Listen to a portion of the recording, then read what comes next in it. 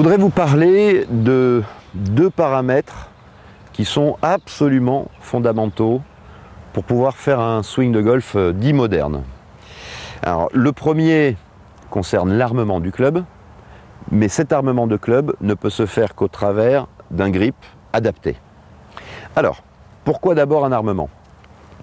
Eh bien simplement le fait de réussir à armer ce club. Alors, il n'y a pas vraiment de moment précis où on doit le faire. Certains joueurs arment très très tôt, je ne vais pas vous donner des exemples, mais chez les jeunes ça se fait assez couramment.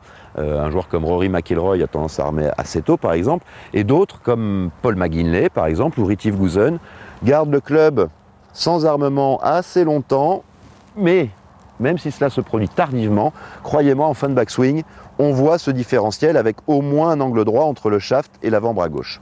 Alors donc, l'intérêt de l'armement, c'est que en le faisant, vous créez un bras de levier qui va vous permettre au retour d'avoir des mains qui seront devant votre tête de club. Les mains mènent toujours la tête de club.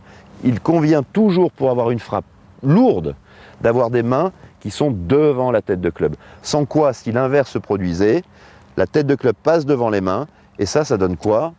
Une cueillette, les balles cueillies. Ou, encore une fois, si je me mets devant ma balle, le but du jeu, j'arme, peu importe le moment, mais j'arme. Je finis ma rotation par les épaules, je conserve mon armement pour que dans la frappe, je puisse avoir les mains devant ma tête de club. Ainsi, je serai dans un système très direct où j'attaquerai la balle, puis la terre. On appelle ça des contacts balle-terre. C'est ça qui donne de la lourdeur dans une frappe. Extrêmement important. La faute dont je vous parlais, peu d'armement, et au retour, on a tendance à lancer la tête de club. Et qu'est-ce qui se passe dans l'impact ? Regardez ma position. Mon poids n'est pas en transfert vers la cible.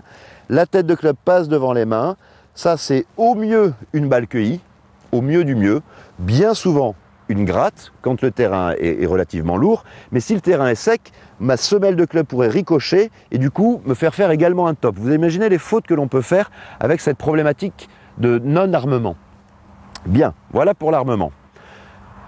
En ce qui concerne l'armement, il y a une chose extrêmement importante, c'est que pour pouvoir bien armer, eh bien, il faut tenir le club d'une certaine façon. Il n'y a pas 36 000 solutions pour réussir à armer.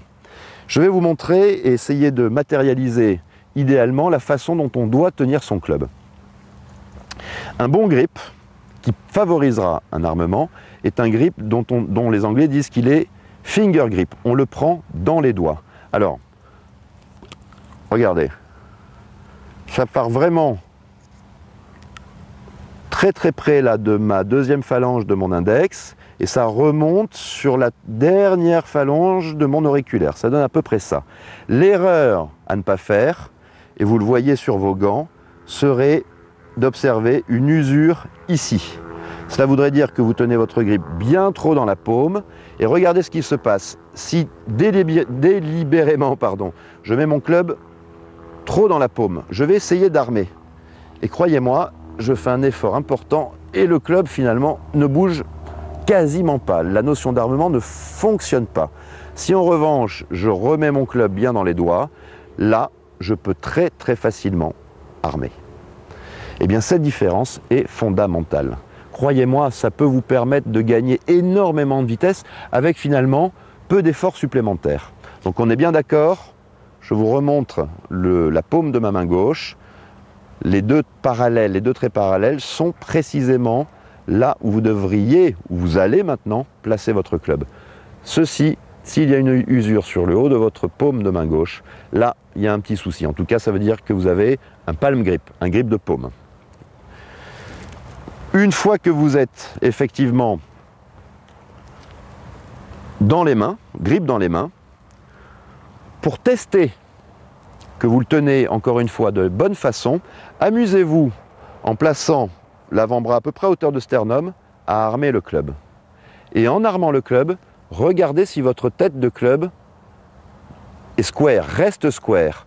Un club qui serait mal armé, trop dans la paume, va par exemple vous donner une face de club qui viendra en se fermant, ou trop bas, pourrait peut-être s'ouvrir. Donc c'est très simple, vous positionnez votre club dans les doigts et vous vérifiez par ce mouvement que votre tête de club reste square.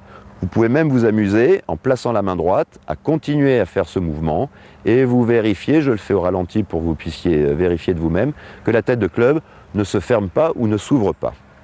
Voilà, ça c'est un petit truc qui va vous permettre d'être rassuré en tout cas sur la façon de tenir le club. Donc en résumé, la notion d'armement est extrêmement importante parce qu'elle permet de générer une vitesse supplémentaire sans effort supplémentaire. Vous n'aurez pas forcé votre coup pour aller plus loin. Et donc, au final, bien sûr, vous êtes beaucoup plus performant. Si vous gagnez 1 ou 2 clubs grâce à ça, je pense que vous nous remercierez. Mais pour pouvoir armer correctement, il convient de gripper correctement. Je vous rappelle, le placement, grippe dans les doigts. S'il y a de l'usure ici, vous allez avoir de gros problèmes à armer comme il faut. Ça devrait vous aider.